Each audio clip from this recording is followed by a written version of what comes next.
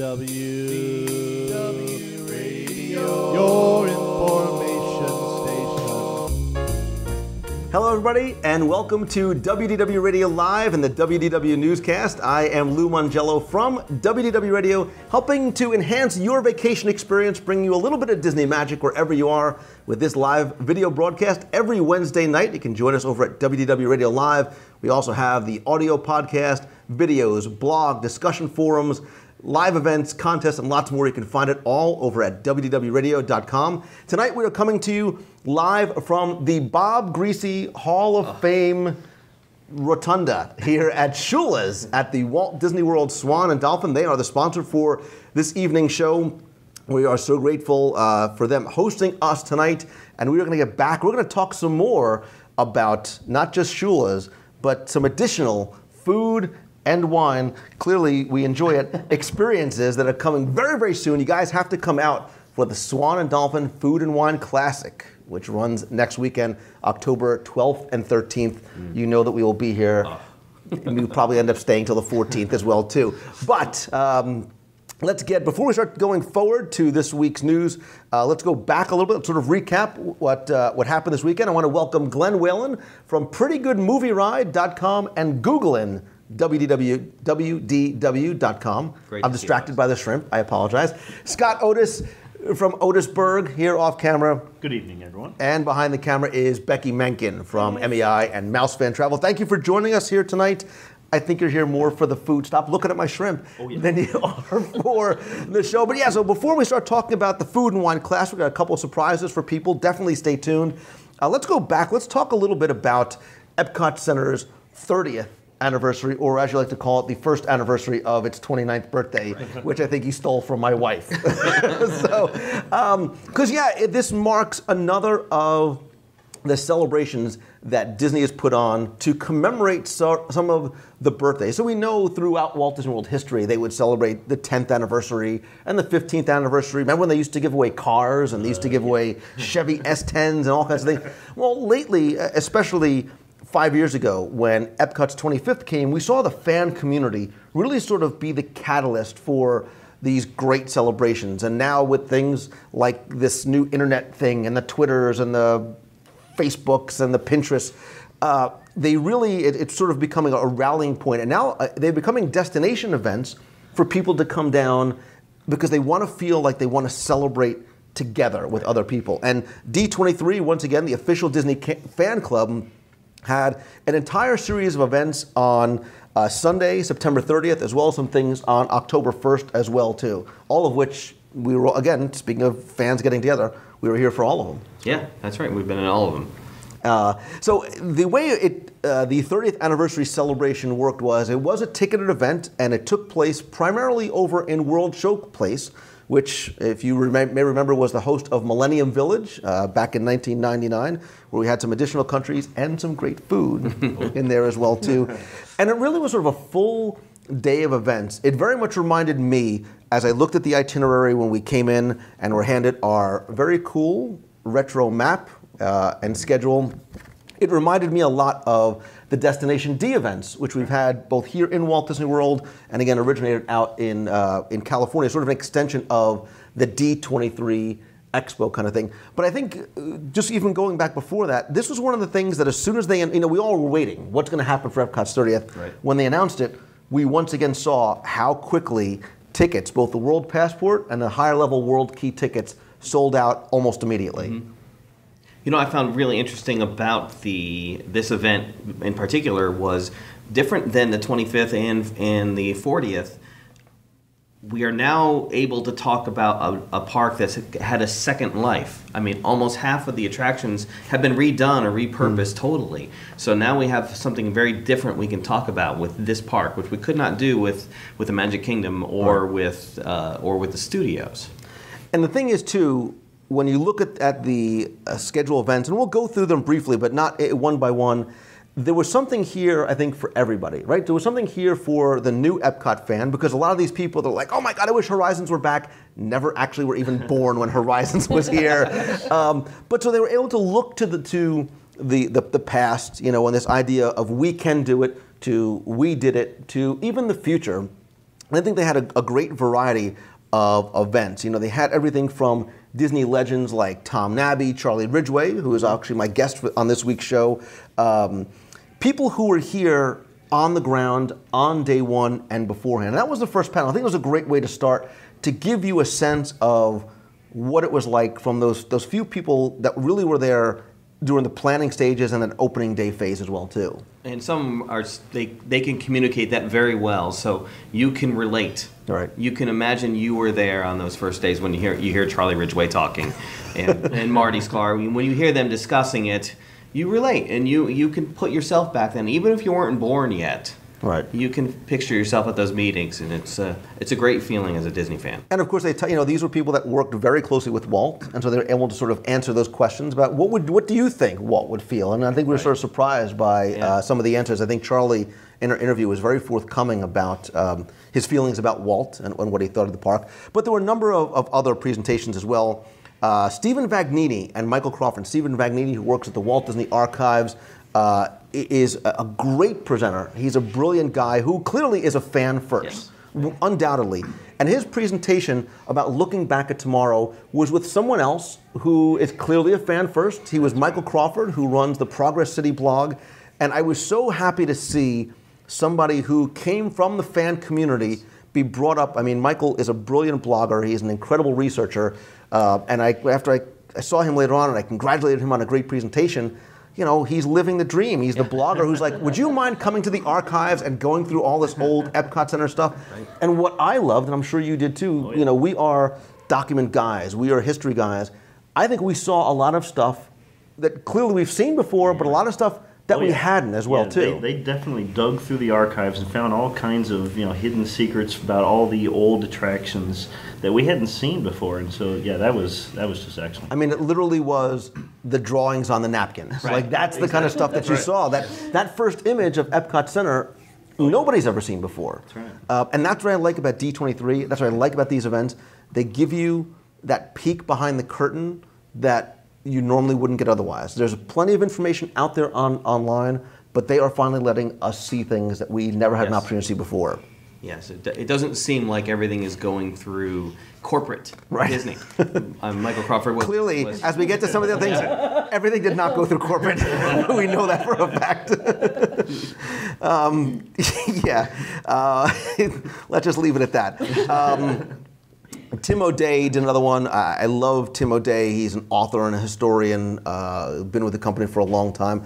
Talked about Epcot on film, brought some of those things out of the archives that a lot of us have only sort of seen online on YouTube or in grainy sort of things that we were able to, I don't want to say download because I would never download anything that was not legit. But I think that's the highlight for a lot of us, and the ones that we were talking about for a long time afterwards was the Imagineering Epcot, an extra perceptive close-up of things. Because that's what Walt used to talk about. He used to talk about things, like it was the thing. And the Jasons, as I like to call them, Imagineers Jason Grant, Jason Sorrell, and Alex Wright took their show from Destination D and brought it up to a whole nother level. They are brilliant Imagineers, great presenters, but have such a great rapport. I mean, you felt like you were sort of sitting with them around the table. The thing is, with those guys, they are us. They are fanboys first, and so they are basically, they have the advantage of being Imagineers, but they were with us and they took us through, basically all of Epcot, showing us that, and it was, kind of like us up there. Jason did not get the memo that you're not supposed to wear your Epcot Center retro T-shirt while you're giving the presentation with the other Imagineers. But I really liked sort of, again, seeing Epcot from an Imagineer's perspective, right? So we got from the Legends perspective, we got from the historical perspective, now we're seeing it from them. There were additional panels as well. We've just begun to dream, included people like Ron Logan, Tony Pelusa. There was also, I'm sorry, I'm blind, I can't read. Epcot Illusioneering and Beyond, which again I think was one of the real highlights, but giving away all the secrets of all the special effects throughout Epcot. Which wasn't one of those things where as you peek behind the curtain, it ruins it for you. I think it's one of those that you get a further appreciation of how things are done. It enhanced everything that we. You were sleeping. What? No. Come on. But once again, he's up there talking about things that you can't see any longer. Right. He's talking about something that was there when they opened the park 30 years ago. So most of the things, most of the effects that he was revealing were, this is, maybe you remember this effect, this is how we did it. But you know what, these are, you know, the people who were there, these are Epcot's people. Like you are, and if your presentation starts going bad, just say Kitchen Cabaret and people lose their minds, you know, or Horizons and everybody gets crazy. But after the final break of the day, it closed out with the music of Epcot Center, but I think for a lot of us, seeing legendary, sort of that next level of legendary Imagineers, Tony Baxter, talk again with Steve Vagnini about Journey into Imagination and how that came to be. Again, Tony went into his own archives and showed his drawings and his sketchings. We learned the genesis of Figment and the Dreamfinder from Tony's mouth, and then to have two of the original Dreamfinders come out and share their stories. We love Ron Schneider. He's been on the show before, as well as Steve, you know, sharing personal memories of being this character that the 1,100 people in that room are just completely obsessed over, you know, 30 years later. Exactly, and actually going back to what Tony was presenting about, you know, the origins of Journey into Imagination, who actually knew that actually came from the original ideas of both the land and the living seas. Right. You know? We actually did. Yeah. We knew that. We all knew. Actually, everybody except you. Oh. We had figured that out. But did you not get the memo ahead of time? Showing all of that concept work that Tony never threw away all those years ago, you know, that he's took out of his drawer and shared with us. Yeah. That was the story that got me, that he was green before and why they had to change the colors to purple. And you never listened to my show, remember did you? The walk around. Remember the walk around mackerel character in the can? Oh, come on. That was awesome. Yeah, there was. It's interesting just to watch how the process goes from what they first imagined to what ends up being finally. So it was a great day. I am so grateful, not just to D23, but the legends and the cast members. But I'm grateful to the maintenance workers that kept the air conditioning on because it was an unseasonably hot weekend. This weekend, the humidity was turned up outside. And we know that because on Monday, for Epcot's 30th, again, we all have to be there. And of course, we got our commemorative times guide, and everybody got one of these very cool commemorative maps that not only folds out and is a traditional Epcot 2012 map, but as you opened it up, also is a map from 1982 and a number of different maps from beyond. Beautiful. And actually, if you answer the trivia contest on this week's episode of the show, I have one of these. I'm going to give you my map and my button. Wow. Nice. I'm going to give you my map and my button. And by my map or my button, I mean I'm going to give you Scott's. Right? So, and that was a fun day, too. You know, they had another presentation that was not a ticketed event. It was open to everybody, obviously first come, first serve. Again, the Jasons and Alex were back in a completely new presentation, but I like the fact that they had something for every guest. You did not have to buy a ticket. It was, again, brought to you by D23. They had a 30th anniversary ceremony at the America Gardens Theater. We saw our friend Jim McPhee was there. Voices of Liberty was there. If you were there at our Friday night e-ticket event, I apologize for those of us who were there who broke out in laughter when they started singing "Oh Shenandoah." You would understand why. And then they had two presentations by Marty Sklar, Epcot, How It Changed the World. Again, all these things were included with admission, and I like the fact that they did that. I think the most interesting part of October 1st for me, when we got there, we did a live broadcast that day, was the 4-hour line, and that is not an exaggeration, a 4-hour line for some of the very limited edition Epcot 30th anniversary merchandise. I understand there was a Figment vinylmation that sold out in like 18 minutes. There were some very, very cool pins, retro shirts, a lot. So it's interesting to see some people are here for the history. Some people are here to meet some of these Imagineers or hear them talk. Other people are here primarily or possibly solely for the merchandise alone. We did not stand on the line because we were just enjoying Epcot, and when I say enjoying Epcot, I mean we went to Food and Wine Festival. Who am I kidding? Try the vegan booth. I kid you not. And as I say that, I'm looking at the shrimp. Which is totally vegan, right? Yes, shrimp is somewhat vegan-ish. So just if you have sort of one thought or one memory or one commentary about the Epcot 30th anniversary celebration this weekend, what would it be? I learned two things. And you're going to say, and it was on my show and I listened. However, I did not know that the whole lagoon was a sinkhole that has 127-foot pilings still flying down towards China. But the second thing, and the one thing you didn't mention, was the amazing pyrotechnics show Right. at the end of the night, Oh which my that you know was awesome. I've seen the Christmas tag, I've seen some other special tags. I knew when we walked in and I looked out and I went, there are extra barges out there. Right. And those aren't just small little barges, those are massively huge pyro barges. And the tag was to some of the old music from the older attractions, and then they did special effects to each of those. And it was just And people said the earth literally shook. Yeah. I mean, that's how Yes, loud. you felt That's it how in loud your it was. chest. Quick questions from the box. You can still get Epcot 30th anniversary shirts on the Disney Store through Thursday. And the other question was, how did this compare to Epcot's 25th as far as merchandise? I think there's certainly much more merchandise today than there was in Epcot. Although I do still have my very cool Figment with the jacket with the misspelling on the back of the jacket. So what was your sort of thoughts as we sort of recap? I thought they've learned a lot in the past 5 years, and 30th was embracing the community even more, but allowing a little bit more freedom. So it became a larger event in and of itself, based on the fact that we were opening up, spending a lot of time talking about the old Epcot Center.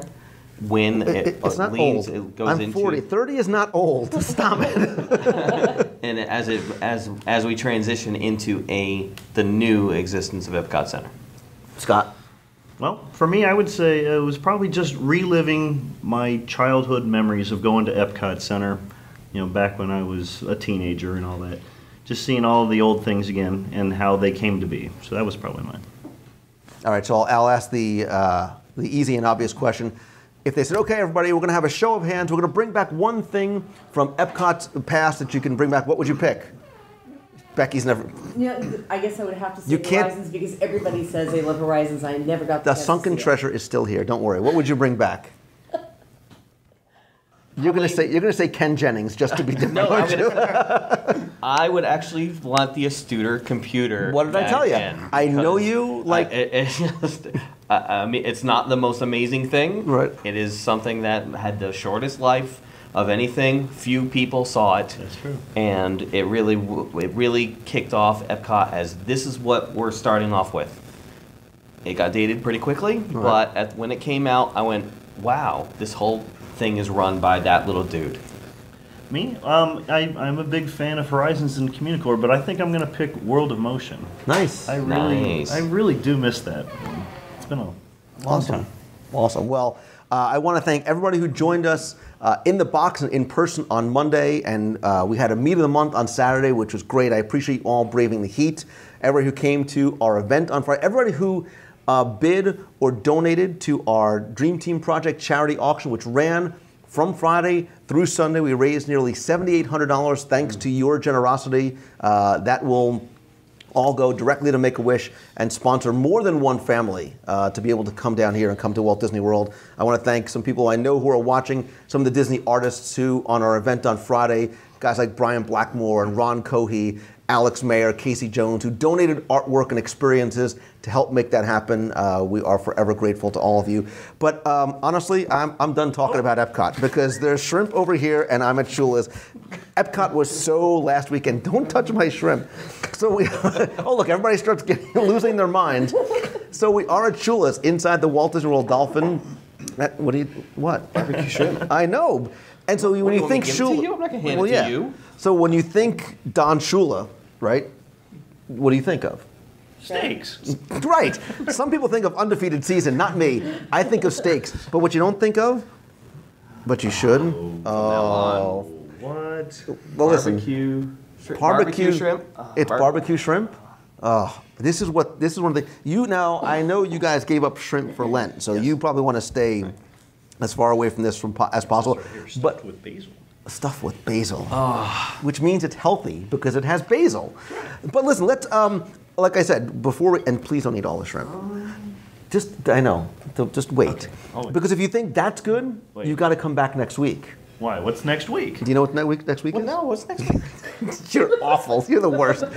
Because next week is the annual Swan and Dolphin Food and Wine Classic. It runs from Friday, October 12th and Saturday, October 13th from 5:30 to 9 p.m. It includes everything from educational seminars. Not that I need that because I clearly know how to eat, but maybe I should learn more, as well as food and beverages. And tonight I am thrilled. I'm pushing you away from the I'm going food. to go ahead and eat. So Are you wearing a muumuu? What is that? First, make sure it's okay. Well, at least they made enough shrimps for everybody, right? There's 4 for me, and Glenn can have the lemon. So, what? Right. You can. There's that water is the best water ever. So we're joined by Christian. You are the manager of restaurants, Director of restaurants, yes. which basically makes you my best friend. Yes. Because I am a huge Swan and Dolphin restaurant.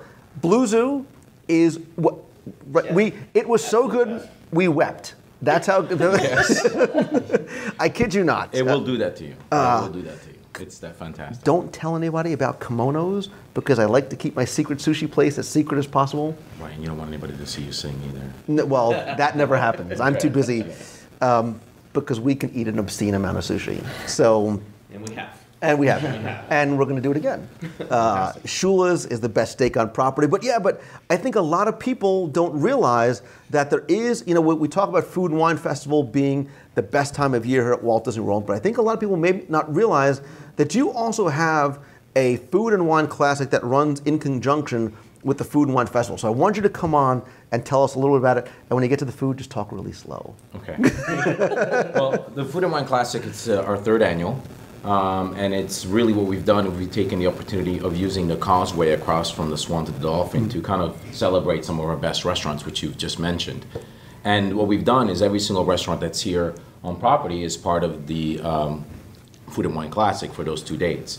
And we have Shula's being represented, obviously Blue Zoo, Il Bolino as well, the Italian restaurant in the Swan. And we do have also Fountain, Garden Grove, and we do have some celebrity chefs coming as well. Not only our own celebrity chef here at the Swan and Dolphin, Sib, but with his Sib Smoke Shop. And what we also have, yes, right? It's tough to even say because it's so wonderful. And then we have actually Todd English, who will be coming here, and he's going to have his own little section. I know that you had a little bit of we had fun with Todd last year. Absolutely. I wanted to hug him, but he's a big man. We actually brought in Michael Mina as well, so he's Nice. going to be here trying to do like an East Coast, West Coast kind of thing. And dig that. we always have our desserts as well, which I think you tried last time as well. I listen. I am a giver. I am here to research to help people understand what the experience is like. Good. So Good, and you did a great job. Thank you.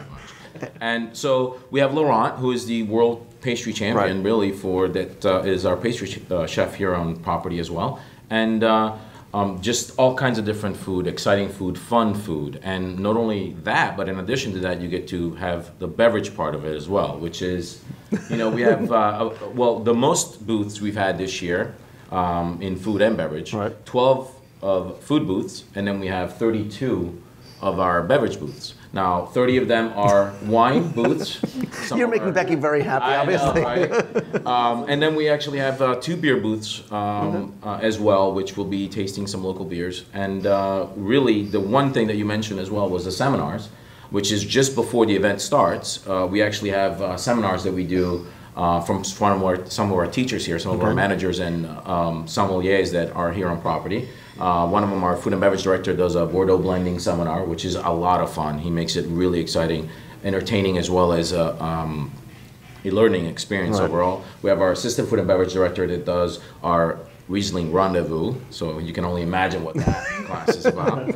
And then we have one of our banquet managers who does straight from Champagne. He's a born Champagne person that does our Champagne class, Base to Bubbles.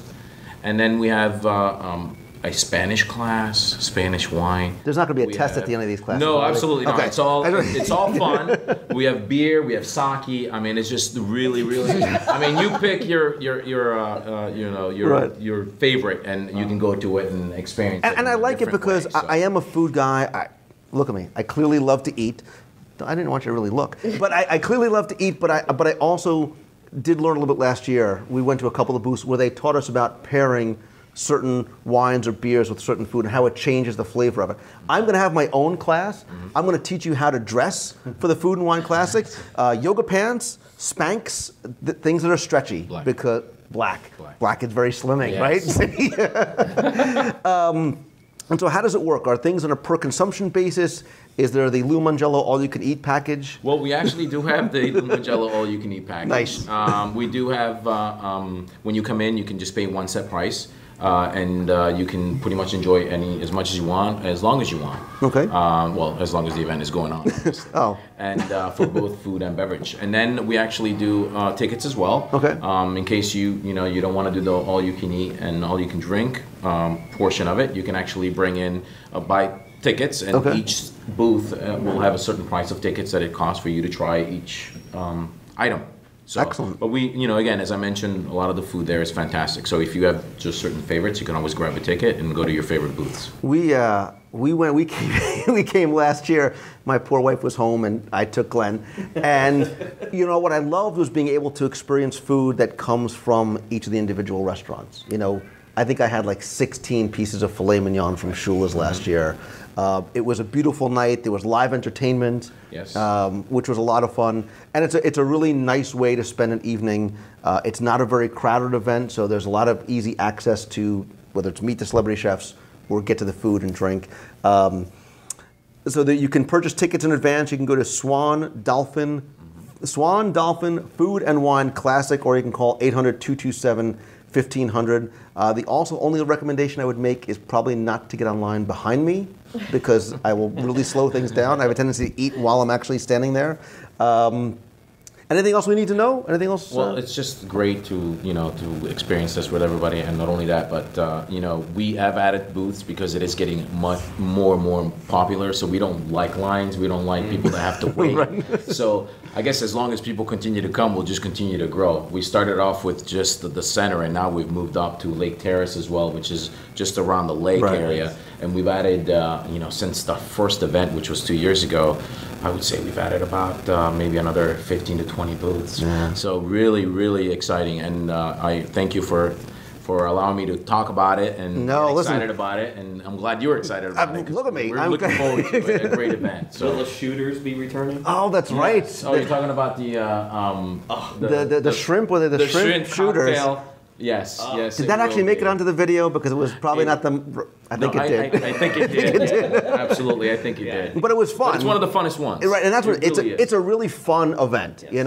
It's a really fun event. You can spend a few hours there. Live entertainment. Mm-hmm. Yeah. Live entertainment. Yeah, 3 bands. We have the Boo Sisters and the Current. So nice. I'll have to name 2, but we don't want to give all the information. So you can't give it all away. You got to come out and check it out. Yeah, Swan Dolphin Food. I'm going to be there on Friday, so come out. We're also going to be live broadcasting from the event. We're going to give you pardon the accidental pun, we're going to give you a taste, although you can't smell how good this is. We're going to give you a taste of what it is, but I would rather you come down here with us. You can help me carry my plate. No, but you can come down and join. What? Look, I can't eat all this. Yes, I can. I can eat all that by myself. I can help. No, don't touch my shrimp.